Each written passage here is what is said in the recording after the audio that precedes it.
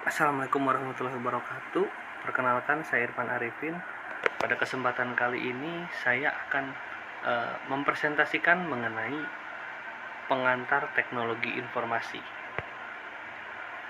Apa itu teknologi dan informasi? Teknologi sendiri adalah upaya untuk mendapatkan suatu produk yang dilakukan oleh manusia dengan memanfaatkan peralatan, proses, dan sumber daya. Menurut pendapat David L. Gooch. Dari definisi tersebut, kita bisa mendapatkan esensi. Yang pertama, teknologi terkait dengan ide atau pikiran yang tidak akan pernah berakhir. Keberadaan teknologi bersama dengan keberadaan budaya umat manusia. Teknologi merupakan kreasi manusia sehingga tidak alami dan bersifat buatan. Teknologi merupakan himpunan dari pikiran, sehingga teknologi dapat dibatasi atau bersifat universal, tergantung dari sudut pandang analisis. Teknologi bertujuan memfasilitasi ikhtiar manusia atau human endeavor, sehingga harus mampu meningkatkan performa kemampuan manusia. Fungsi teknologi informasi. Secara definisi, information technology atau teknologi informasi adalah istilah untuk mendeskripsikan teknologi-teknologi yang memungkinkan manusia untuk mencatat, menyimpan, mengolah, mengambil kembali, mengirim, dan menerima. Fungsi teknologi informasi seperti yang saya sampaikan tadi terbagi menjadi 5. Yang pertama,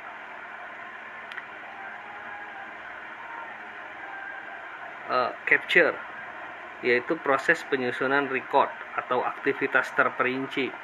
Yang kedua, processing, proses mengubah, menganalisis, menghitung, dan mengumpulkan semua bentuk data atau informasi. Generation, proses yang mengorganisir informasi ke dalam bentuk yang bermanfaat, apakah sebagian angka, teks, bunyi, atau gambar visual. Storage and retrieval. Storage adalah proses komputer penguat informasi untuk penggunaan masa depan.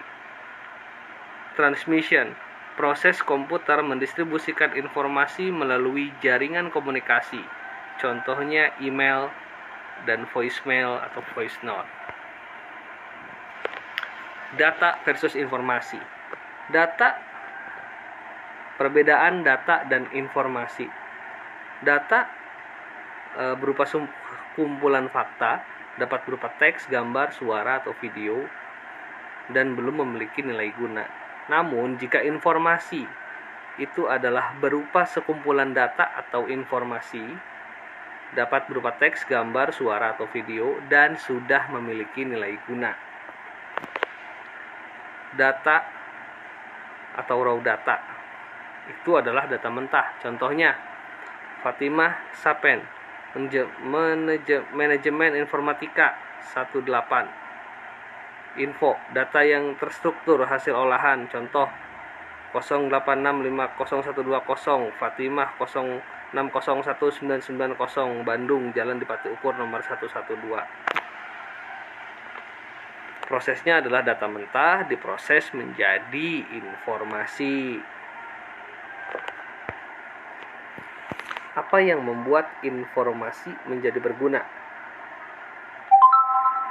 Yang pertama, akurasi, lengkap, fleksibel, dapat dipercaya, berhubungan, mudah diakses, berdasarkan fakta, tepat waktu, tidak terkontaminasi, dan lain sebagainya. Sejarah informasi.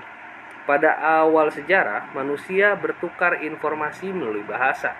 Bahasa memungkinkan seseorang memahami informasi yang disampaikan oleh orang lain.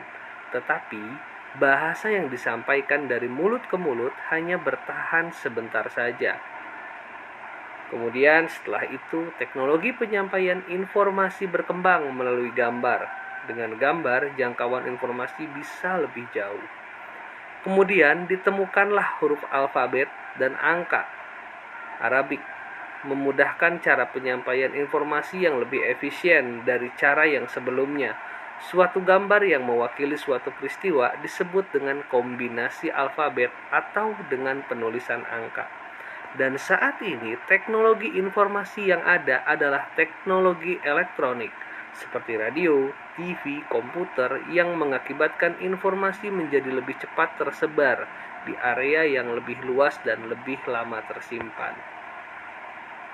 Lingkungan kerja saat ini memiliki karakteristik perubahan yang cepat, kompleks, ekonomi global, kompetisi super ketat, berfokus pada pelayanan.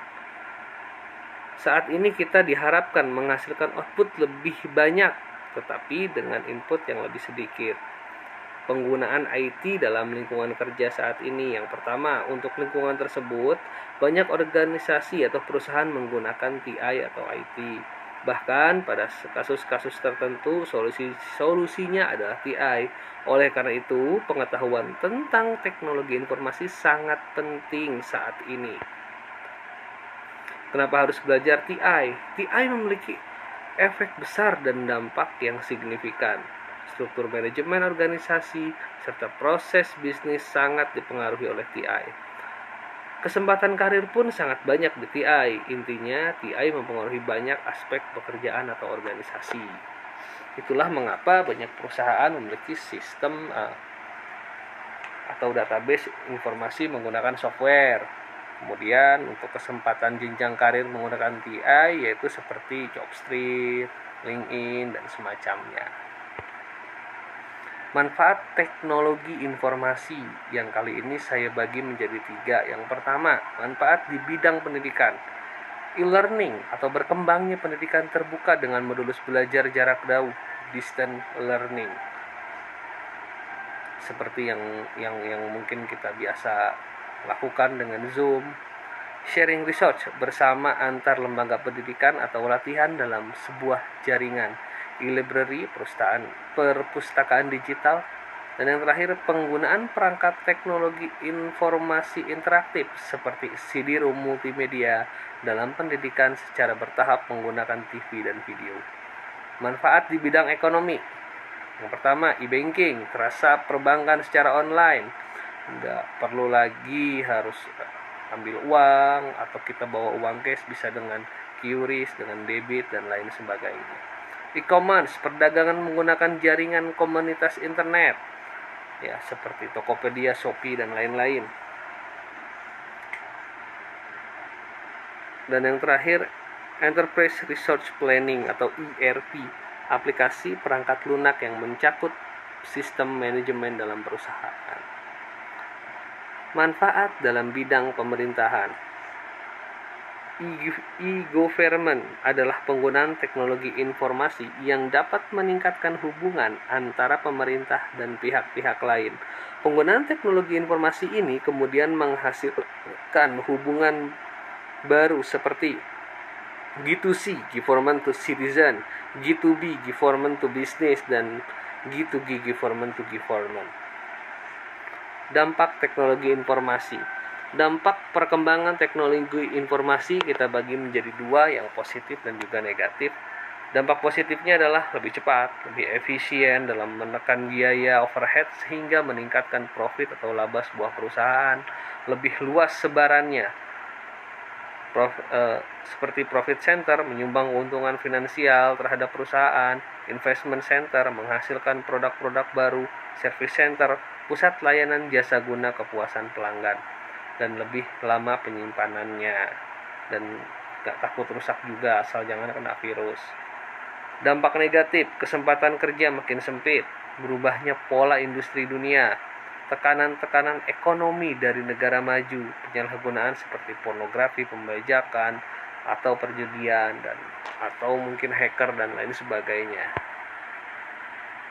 Tantangan dan peluang dalam mengelola sistem informasi dan teknologi untuk memenuhi tujuan bisnis. Terbagi menjadi 3, perusahaan bisnis, IT, dan nilai bisnis. Perkembangan IT.